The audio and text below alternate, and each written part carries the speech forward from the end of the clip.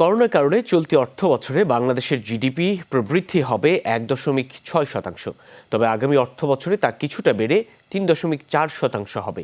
মঙ্গলবার global economic prospects প্রতিবেদনে বাংলাদেশ নিয়ে এমন পূর্বাভাস দিয়েছে বিশ্বব্যাংক। সংস্থাটি বলছে, মহামারীর কারণে নেতিবাচক প্রভাব পড়েছে দেশের রপ্তানি, বিনিয়োগ, কর্মসংস্থান সহ আরও বিভিন্ন খাতে। এতে বেড়েছে দারিদ্র্য, কমেছে অভ্যন্তরীণ অর্থনৈতিক কর্মকাণ্ড।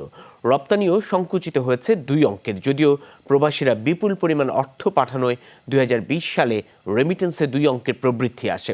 এতে বৈদেশিক মুদ্রার রিজার্ভ শক্তিশালী হয়, কিন্তু সংক্রমণ আরও বেড়ে গেলে অর্থনৈতিক পরিস্থিতি আরও খারাপ হতে পারে। এছাড়া টিকার প্রয়োগ দেরি হলে উন্নয়নশীল দেশগুলোর ঋণ আরও বেড়ে যাবে। তাই অর্থনীতিতে নতুন সংকট তৈরি হবে বলে আশঙ্কা সংস্থাটির।